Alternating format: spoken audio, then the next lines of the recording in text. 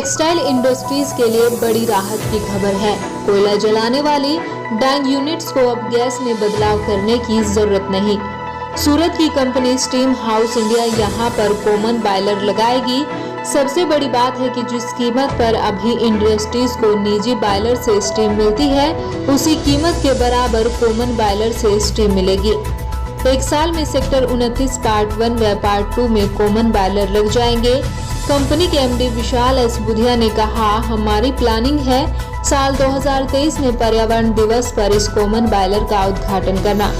दर्ज कराई है, समझा भी है, तो पानीपत के लिए क्या से सिद्ध होगा ये बढ़िया है। पानीपत पे अभी जो तकलीफ आई हुई है कि पानीपत की इंडस्ट्रीज को कंपलसरी नेचुरल गैस पे शिफ्ट होना है, जो कि इंडस्ट्री को काफ़ी मुश्किल में डाल सकता है, क्योंकि हमें दूसरे देशों के साथ कंपटीशन में हमारी इंडस्ट्रीज चल रही है। एंड पानीपत एक्सपोर्ट में और बहुत अच्छे प्रोडक्ट्स बना के आज वर्ल्ड में इंडिया का नाम कर रहा है। पानीपत का नाम हो चुका है आज मार्केट में। अगर ये कंपटीशन में नहीं उतर पाए तो पानीपत की इंडस्ट्री तकलीफ में आ जाएगी। अगर हम कॉमन बॉयलर लगाएंगे तो गैस से कम 20-25% हमें उम्मीद है कि कॉस्ट कम रहेगी और इंडस्ट्री कंपटीशन में टिक पाएगी। नंबर 1। नंबर 2, एयर पोल्यूशन का चैलेंज भी इंडस्ट्री खुद भी इसका दायित्व समझती है और इंडस्ट्री इसीलिए इसमें इतना एग्रेसिवली आगे आ रही है। 80 से 90% industrial air pollution common boiler से रिड्यूस किया जा सकता है। साथ साथ हम जब इसमें एग्रो वेस्ट जलाने की बात कर रहे हैं, तो आज जो खेतों में पराली जलानी पड़ रही है, उसकी जगह हम उसको एक कंट्रोल्ड एनवायरनमेंट यानी कि बॉयलर में जलाएंगे तो 2-3 फ़ायदे होंगे। एक तो वो खेतों में जलना बंद हो जाएगा, हमारा एयर पोल्यूशन कम होगा। दूसरा, उतना हमें कोल खरीदना कम पड़ेगा। कोल या कोई भी विदेशी फ्यूल जो अभी हम इंपोर्ट कर रहे हैं और जिसकी वजह से इंडिया का फॉरेक्स आउटफ्लो बढ़ रहा है, वो हमें कम खरीदना पड़ेगा। तो एक तरह से देश को वो भी मुनाफा होगा और इंडस्ट्री भी आगे बढ़ेगी। विशाल बुधिया है, मैं मैनेजिंग डायरेक्टर हूँ steam house India limited. GT road स्थित एक होटल में आयोजित बैठक में बुधिया ने एक सर्वे का हवाला देकर उद्यमियों को बताया कि पानीपत के उद्यमी सालाना 250 लाख टन कोयला जलाते हैं, जिससे 54,000 टन कार्बन डाइऑक्साइड निकलती है। जी प्रधान जी, पानीपत में जिस तरह लेकर आए बॉयलर, ये क्या सिचुएशन रहने वाली है? ये बहुत अच्छी सिचुएशन रहेगी। ये इंडस्ट्री के लिए विन विन की कंडीशन होगी, अन्यथा इंडस्ट्री चलाना बंद हो जाएगा। यहाँ जो स्टीम बेस्ड इंडस्ट्री है वो चल नहीं पाएगी। गैस पे तो 3 गुनी खर्चा लगता है। तो ये बायोमास और दूसरे किस्म के फ्यूल जलाएंगे, म्यूनिसिपल वेस्ट जलाएंगे, तो उससे इंडस्ट्री बहुत अच्छे से तरीके से चल पाएगी। और जो एग्जिस्टिंग 350 इंडस्ट्री लगी हुई हैं डाइंग सेक्टर में या अलग अलग एरियाज़ में, तो उसमें ये जगह भी उनको बहुत मिलेगी। जब उनके बॉयलरों की ज़रूरत ही नहीं रहेगी, जगह बहुत मिल जाएगी, जो कि उनको वर्किंग स्पेस मिलेगा, उससे उसका फ़ायदा उठाएंगे।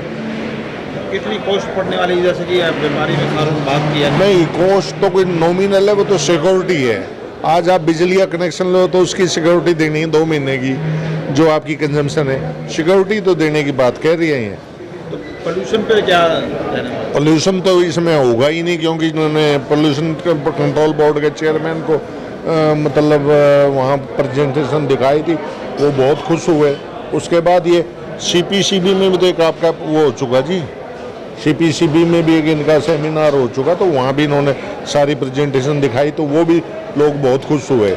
उसकी वजह से फिर फरीदाबाद इंडस्ट्रियल एसोसिएशन और दूसरी आसपास की इंडस्ट्रियल एसोसिएशन और इनसे कांटेक्ट किया है। तो लेकिन चेयरमैन साहब ने कहा पहले पानीपत में प्रोजेक्ट लगेगा आपका, एक पायलट प्रोजेक्ट, उसके बाद फिर हरियाणा में और आगे बढ़ेंगे। क्या नाम आपका? Lalit Goyal, president Panipat exporters association.